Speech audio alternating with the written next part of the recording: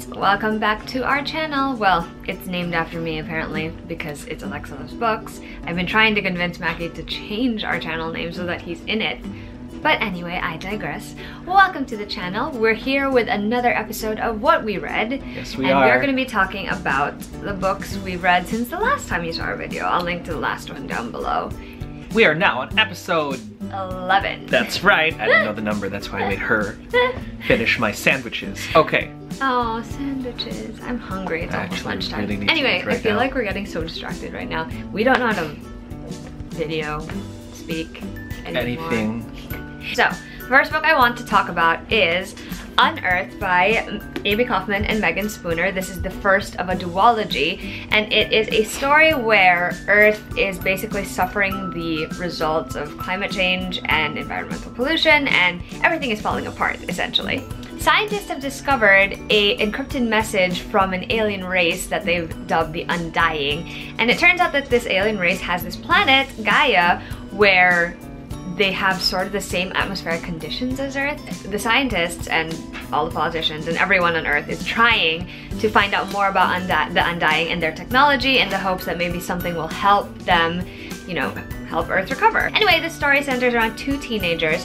First is Amelia, who happens to be sort of a smuggler. She needs to steal stuff in order to make money quick, and she ends up teaming up with a boy named Jules, who happens to actually be familiar with the Undying and their language, and he is on Gaia because he is worried that the message that the Undying has transmitted, there's actually a secret message under it that is sort of a warning. And so these two unlikely allies end up teaming up and getting into a lot of hijinks. This one started out a little bit slow for me, and it's very character driven, which I wasn't expecting because it was pitched as Indiana Jones meets Lara Croft in space. So you would think that it would be like action-packed and exciting and got puzzles to solve and things happening. Thankfully, it picks up, which is great.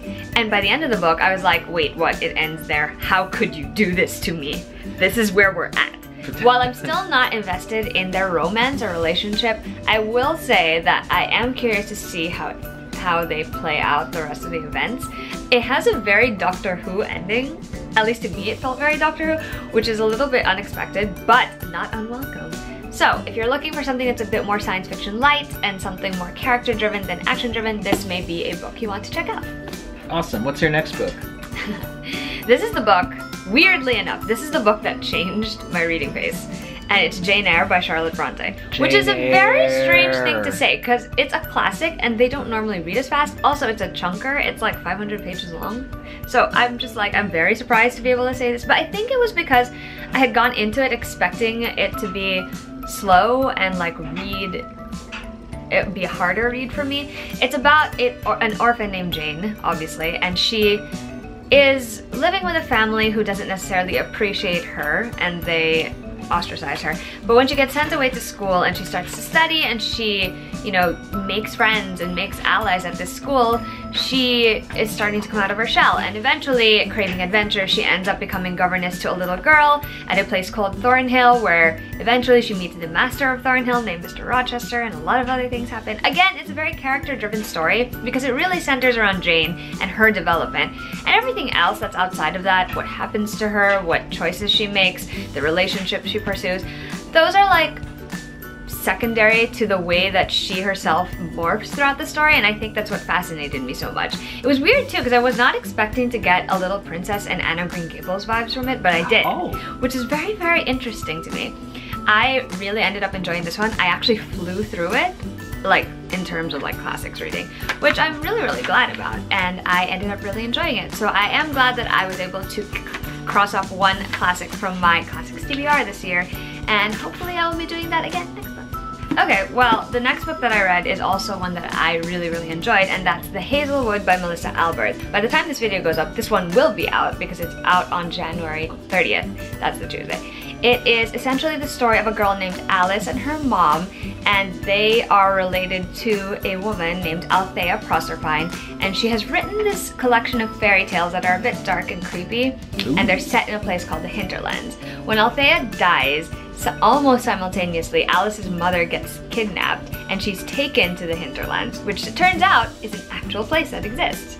And so Alice is creepy mystery. Basically going to go into the hinterlands, try to save her mom, and along the way maybe try to understand a little bit more about that place and about her grandmother, Althea. And I went into this one not knowing what to expect. I thought it would be more fantasy, like on the side of fantasy, but actually it's more urban fantasy, I want to say, because there's a lot of stuff that happens in the real world first, and then you go to the hinterlands and a lot of stuff happens there. And this one is just great because it takes fairy tale tropes that you'll recognize, but it also puts them in a scenario where they're more creepy and like off-putting, and I love that. I think it's so fun because the original fairy tales are no joke, man. The things that happen in them sometimes are like extremely terrible. Yeah, and that's the case in this book. Like, she doesn't really hold back. Like, things happen in this one and you're like, oh, great. It's also really great when it comes to like the world building. Like, I enjoyed hearing about the hinterlands and the characters that come from that world. It was very fascinating. It's a really strong story too because it wraps up really quick by the end, and I love that a lot. So I was really drawn into the atmospherics of this one. I really enjoyed the story. Didn't quite connect with a character as much as I wanted to, but that's okay because, you know, I still liked it in the end. And yeah, I would highly recommend checking this one out if the premise sounds at all interesting to you. Awesome. Speaking of arcs, I have two middle grade arcs that are coming out on February 13th, if I'm not mistaken. Ooh. The Ambrose Deception and Samantha Spinner and the Super Secret Plans. Now, they're... Can we just like rewind to the vlog where I thought he said Super Secret Plants? And I was like... I thought Super Secret Plants. That's actually very confused. Idea. But these two books are roughly, I would say, smack dab in the same genre. It's contemporary. It's got a little bit of, you know, adventurous, capery kind of things between all of the kids. That's right. Capers and hijinks with the kids, right? And no fantasy whatsoever. However, these are fantastic in terms of narration. I mean, yeah, there's no way, because there's no way these things would happen in real life, especially with Samantha Spinner. So I'll start with Ambrose first. And at the center of our story are three, I would say, not so on the right side of the law kids. They're the ones who will get detention. That's a diplomatic way of saying it. They're not the A students. I'll tell you that much. Though they're smart and capable. These three kids are Bondi, Wilf, and Melissa. So different social, you know, strata, social circles, different schools even, and they all get this mysterious call out to participate in a contest where the winner gets a special $10,000 scholarship. I'm sorry, what? $10,000 scholarship, which Where is this contest? It is their way out, and they each get 3 clues, unique, so they can't share notes. Terms and conditions are they can't talk to each other, they can't talk to anybody else except for the driver that is sent along with them, and they have to go all throughout Chicago and to solve these clues. Now, all of the monuments and special places here are real. As far as the other, I mean, I didn't do like research, but they all seem pretty real. So I've never been to Chicago, so there's that hint of. You want to go to Chicago? Kinda, yeah. And so just to see all of the really cool places because they did a lot of research and just to have these adventures. But then as they're discovering these clues, they're uncovering a larger plot behind behind the game, and so now the stakes are a little higher, especially because they discovered that the person who quote unquote is staging the contest actually isn't who he says he is.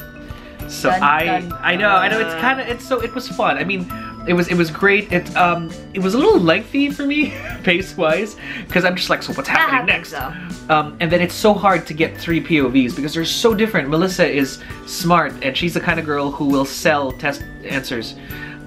Because, well, not tests, but essays and homework answers because she's that smart and she needs to make ends meet. Okay. Wilf he's just, you know, chilling. And Bondi is the actual, we're gonna bring my A game and whatever. And to bring all of their POVs together and for them to kind of go, yo, something's weird around here. I would recommend it if you like a good caper, if you like a good mystery. So this leans towards more the mystery side than the adventure side. But I did have fun kind of seeing, and it was a great ending. Predictable, as I said in my thing. I mean, you are an adult reading a middle grade book. Yeah. It would be kind of like... Exactly my point. And so so I would recommend it to a bunch of kids who have never seen this trope before, and they'd be like, oh my god, that ending! and it sort of reads like Hallmark Channel made like an adventure story for kids. So it's very nice, very it's a pleasant, fun read. But also, there's nothing really wrong with predictable when you're reading. Sometimes Absolutely. that's what you want. So. Yeah, exactly. And of course, I've seen this trope before, and I love it. That's why I love this. So it's fine. It's the characters around it and how they execute it that make the story the story. Yeah. Which leads me to Samantha Spinner and the Didn't you Super like Secret this one Plans. better? I was smiling the entire time because imagine the movie National Treasure by Nicolas Cage, but if the plans to like all of the weird crazy stuff was handed to a little girl and her little brother. Oh my God. So Samantha and Nipper's uncle, Nipper, her little brother, their uncle disappears. Can't believe her brother's called Nipper. Well, their uncle's name is Pajama Paul, because of his propensity to wear green pajamas all day every day with orange flip-flops, which in another life I'm like that's me right here. And Uncle Paul disappears. Okay. But leaves so many clues, leaves insane gifts to both Nipper and the older sister, but to Samantha he leaves an umbrella out of nowhere with this simple note, watch out for the rain. Or the rains or something like that. And out of nowhere, the super secret plans make themselves known to them, and it becomes this mad goose chase around the world. Yes, around the world. That is fantastical. It is. Oh man. And yet I'm not opposed to that. I cannot wait for book 2. It's actually Samantha Spinner and the Spectacular Specs. You know what it sounds like a little bit? 39 Clues, but like slightly lighter in tone. Well, they have a pug, so they have a pug. A pug, and I want to say the pug's name is like Dennis. Dennis. The pug's name is Dennis. And Dennis has a really important part to play in this whole thing. Oh, I love it. I'm not a fan of pugs, but for Dennis I will make an exception. And so I cannot wait for book 2. This is just grade A, just fun adventure. I was smiling the whole time. And in between chapters, wherever part of the world that they end up, there is a little bit of actual history. That's cool. And some Samantha Spinner history where they're like, oh, this is what this bridge was like, but really this is what happened, and this is what this monument is. But actually, if you poke this horse's left nostril, yes, they went there. And what's fun is I actually went to these places. I actually was here. I was in, it was in Italy with them, with the horse and the nose that they had to poke. It'll make your top books of the year. It'll probably make it to my top books of the year. It's already there, actually, to be honest. So. Okay, so the next 2 books I read, I don't actually have physical copies of because they're coming out in February, and I read them as e-galleys. So the first one is The Traitor Prince by C.J. Redwine, and the cover is just going to show up there somewhere. And it is the 3rd book in her Ravenspire series. But the essential plot of the story is that Javan is the crown prince of his kingdom, and he has been away at school studying everything he needs to know. But just before he goes home, there is an assassination attempt in his life, and they think it's successful, and so an imposter takes his place. Javan obviously tries to right this wrong, but instead ends up finding himself thrown into Makbara, which is their prison for like all the really, really bad criminals. And it's also the most secure prison. So he's there, and the only way that he is going to be able to talk to his father, the king, and like get the truth out is if he wins this tournament that they have set up in the prison where all the prisoners fight each other and also like scary creatures. In the prison he meets a girl named Sajda, and she is the warden's slave, and so they strike up an unlikely friendship, and you know the rest. It is sadly my least favorite of the series. I really love the first 2 books, The Shadow Queen and The Wish Granter. Those were really great. And this one, I think it fell flat for me because the stakes didn't feel too high, because the villain kind of felt cardboardy. That's like the main problem I have with it, which is rather unfortunate, because if I had felt like the imposter was really like, he is a terrible person, but it was like the cardboard cutout of it, like a terrible person does this and says this, and that's why it was kind of like low stakes for me. What I did like about it were the 2 characters. Like Javan took a little time to grow on me, because at the beginning I was kind of just like, dude, you have to stop being hyper focused on being the perfect ruler slash son, because, you know, just calm down. But I eventually ended up liking him, especially when he loosened up a little bit. And then I really like Sajda, who was just so great as a character. I just really enjoyed her. And I think like what really carried it along for me was the setup of the tournament, because I felt that was really fun. I'm a sucker for those types of stories. I also really like the relationship that grows between Javan and Sajda, Javan and a few other people at the prison, and that's great too. And as usual, CJ's writing is still really easy to read, and the story ends on such a satisfying note I'm not talking about how the whole situation with the villain resolves itself, because that was anticlimactic. I'm talking about like the actual ending of the story, because that part was like, okay, I'm good. So yeah, while I didn't necessarily love it as much as the other two, I think that if you've been enjoying the Ravenspire series, you're definitely going to want to check that out. And then after that one, I read Heart of Iron by Ashley Poston, which I adored. It is a science fiction novel again, but this time it's Anastasia meets Firefly. So... which she hasn't watched yet. I haven't watched it yet, but to me it actually felt more like Anastasia meets Guardians of the Galaxy. So... Sorry, I say that because the crew of the Serenity and the crew of the We'll remedy that by the end of the year, I hope. Anyway, idiots. I really enjoyed this one. I also enjoyed something by Ashley last year called Geekerella, and she has that same like light, fun, bantery style integrated into this story, and I really adored it. There are 4 points of view that we alternate between. We have Anna, who obviously, she's basically the Anastasia character. Her name in the story is Ananke. And then we have D09, or Dai, who is the only metal. He's like an android, basically, sort of, robot. And then we have Jax, who is a Solani pilot, who basically is the pilot of that crew that they run with. And we have Rob, who's the only one who wasn't technically part of the crew. He's part of the Ironbloods, who are basically the rich people of the story. Ew. And they all meet because Anna and Rob are both after the coordinates for a ship that was supposedly lost years and years ago. Rob is after it because he wants to find out what happened to his father, and he thinks that ship might help him. And Anna is after it because she wants to stop D09 from glitching because he's starting to malfunction. And obviously they end up becoming unlikely allies in the situation, and then a lot of things happen after they, you know, team up because secrets come to light and all of that good stuff. It was really fun. I thoroughly enjoyed it. I will say that Jax and Rob are my two favorite points of view. Jax especially because he's just my type. Like, let me describe him to you. He's the captain basically. He's not like the captain. What I mean by captain is he's the one who flies the ship. Number 1. Number 2, his build is very Captain of the Guardian. Number 3, he can read the stars. So we're all good, really. Like, Rob is my other favorite because he's sort of like the rogue in the story, and I love him. So yeah, those two are my favorite, and I really enjoyed both their storylines. And I did enjoy Anna's in the sense that I liked seeing it unravel and how sort of like the similar elements to Anastasia were going to come into the story. So that was fun too. And I think the pacing was great because it was like short chapters, so really quick like movement between the characters and between one scene to the next. I think like if I could have connected a little bit more with Anna and Dai, and even with Jax and Rob, like on a very personal level where I was emotionally invested in the outcome of their stories, I think it would have been a 5-star read for me actually. But the reason why I can't give it that is because I still felt kind of like glass wally with them. Still, it was really fun. Also, there better be a sequel because the way that ended was like, it was good, but also like, seriously, is that where it's gonna end? Because this is a terrible place to end it because I have feelings about things that happen. So there. Feelings. So yeah, this one I would highly recommend picking up if you think the premise sounds great. If you like Anastasia, you're gonna enjoy all of like the little nods that she threw in there because they're really fun. So I have a stack of library comic hauls, and this is not Burnside, is it? It's not.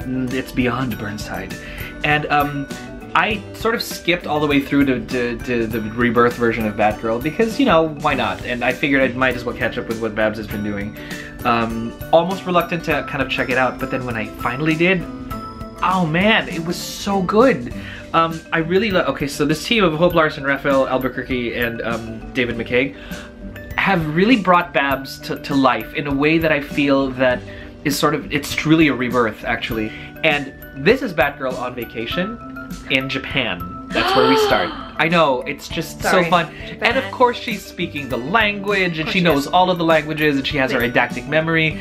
And I would recommend anybody who wants to pick Batgirl up again to just go start with Batgirl Rebirth Beyond Burnside.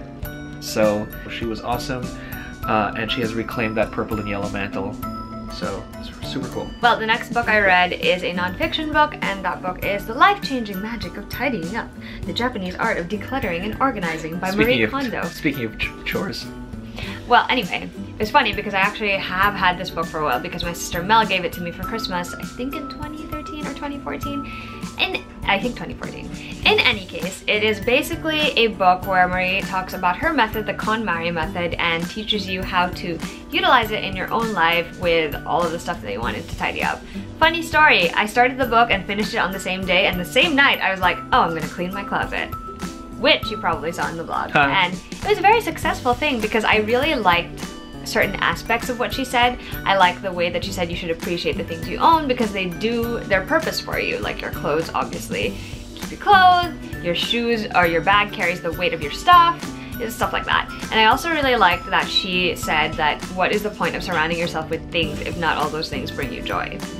Because I really think that is a strong philosophy to have, and so I was able to, you know, tidy my closet, and I also tidied my books a teensy bit, which was really nice, and I just have to go through papers and memorabilia and stuff like that. But it's a very short and straight to the point read, and I do think that certain things might sound odd to people because she definitely gives things personality.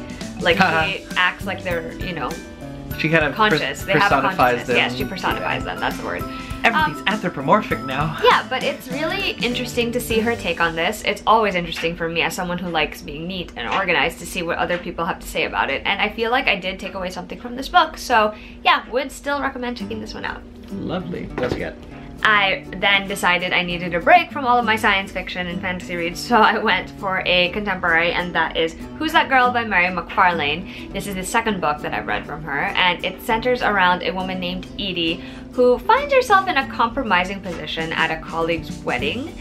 And that compromising position, actually, since it happens within the first like 2 chapters, I'll tell you what it is. The groom ends up kissing her and they get caught by the bride. So obviously not a great place to be.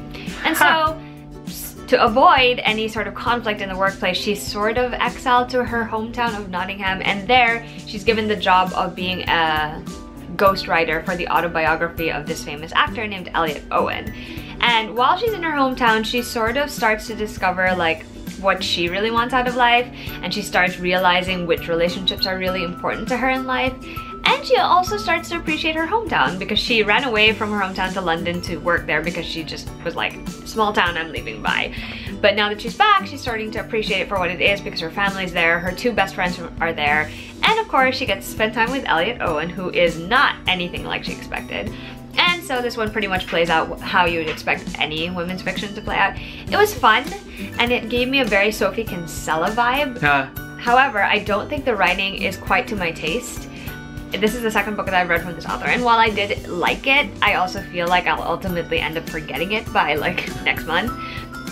I didn't really feel like there was a standout character, and I did like the sentiments that the author shared about relationships and social media, but I also just felt like the story was cute, and it was the kind of thing where I would take it to the beach or take it on a trip and then read it and be entertained for like an hour or 2, and then, you know, I'll forget about it. It'll literally be like, who is that? So it was fun. If you're looking for something light and quick and easy, this is definitely for you. It's also really long, by the way, which is surprising for chick lit, but whatever. Still really fun, so I would recommend it if you're looking for that sort of thing. And then next. And then I read an ARC, another contemporary. It's called More Than We Can Tell by Bridget Kemmerer, and this is the companion to her release last year, Letters to the Lost. And this is about Rev Fletcher, who is dealing with the fallout of his abusive history with his father, and the other point of view in this story is a girl named Emma who is into gaming and coding, and she's created her own game online. Okay. Yeah. And she does have players and people like that, and someone on the game is being a little antagonistic and bullifying. Yes, because he thinks that gaming should be for guys. I only know about this because I remember some of the books that she complains about or reacts violently to. Okay, the thing is, I really like this one. Like, I really enjoyed Letters to the Lost. I also really enjoyed this one as well. It gave me a very Katie McGarry vibe, like early Katie McGarry with her Pushing the Limit series. These are 2 people who are dealing with very different issues in their lives. Emma is dealing with this online anonymous bully who thinks he can just push her around. She's also trying to deal with her mom, who doesn't necessarily see the virtue of trying to pursue gaming as a career.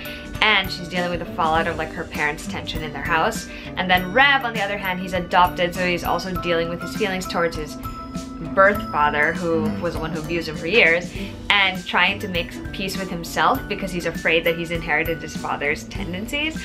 And it's just really intense. I was not expecting to be as emotionally invested as I was, although I have loved Rev since the first book.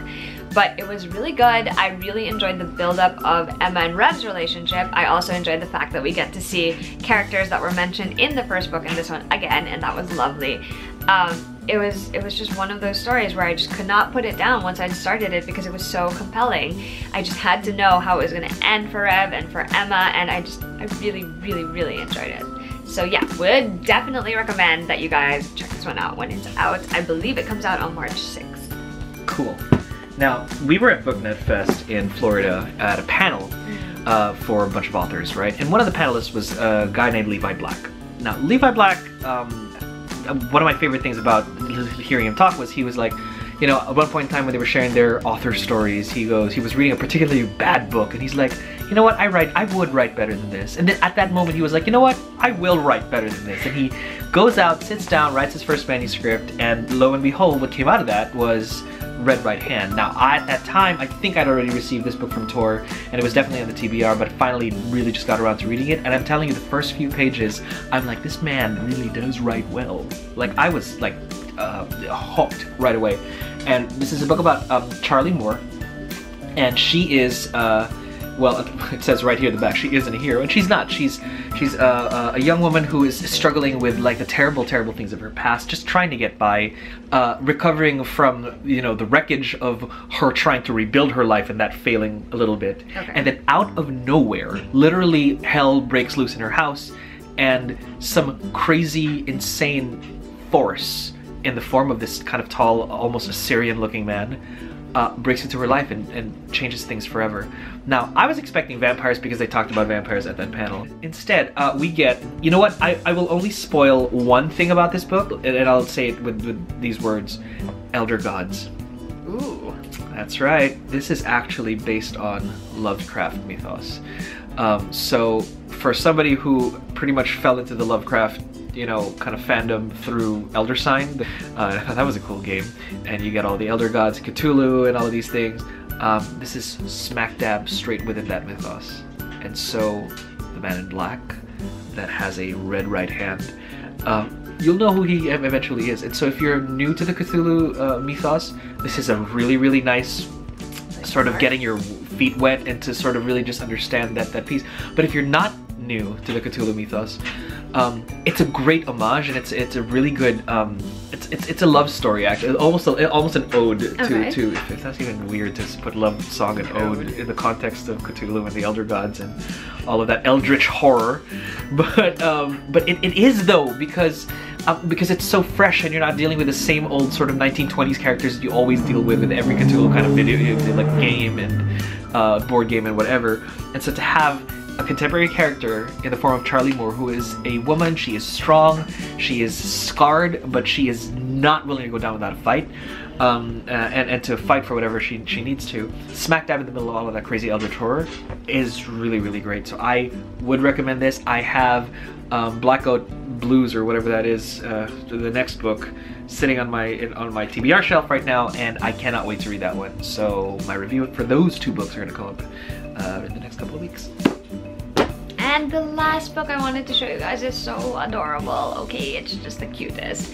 It's The Tea Dragon Society by Katie O'Neill, and I mean, just look at it. Okay, let's take a moment to appreciate this art style because it's adorable. Anyway, it also has really cute end papers, if you can see that. Anyway, this is a, I wanted to say, like, it's like almost like a picture book really, and it's essentially exactly about what the title says it is, a tea dragon society. In this story, there is a girl named Greta, and she is learning to be a blacksmith because that is her family's trade. Oh. And one day she is walking home and she discovers a dragon being bullied by two like big dogs, and so she rescues the dragon and she takes it back to its owner, and there she learns about tea dragons, and she decides to come and try and learn how to care for them.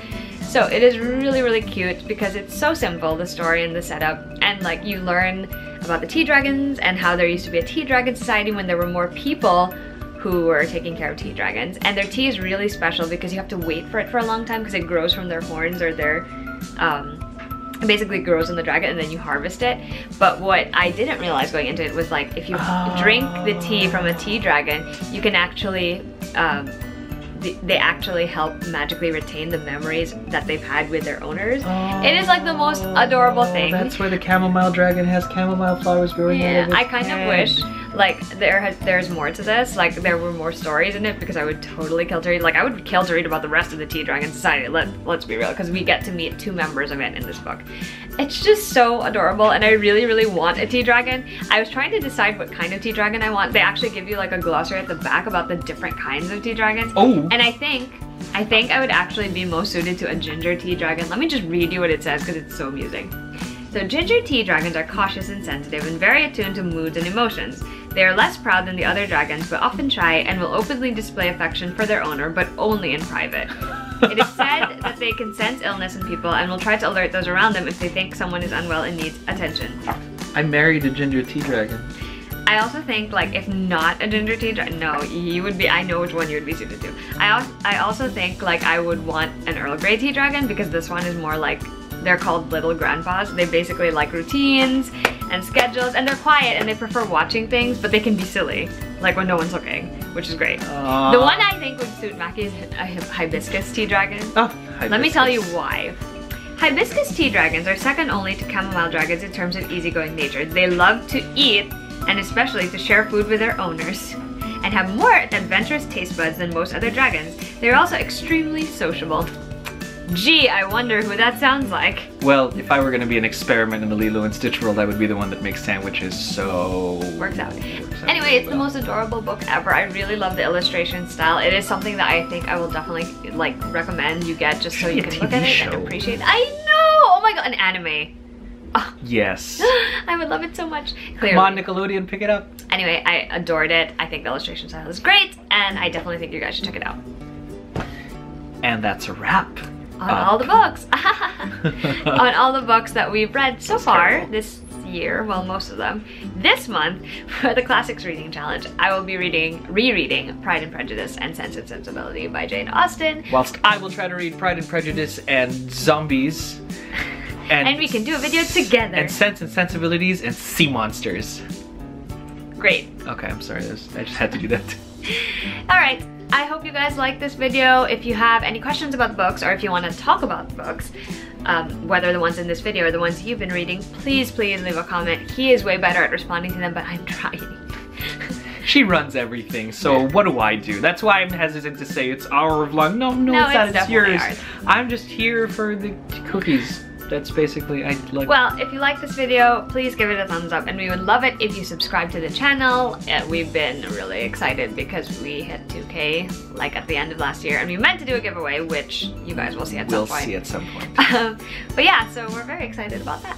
If you're looking for us on other social media, all of that is down below. So, till next time, bye!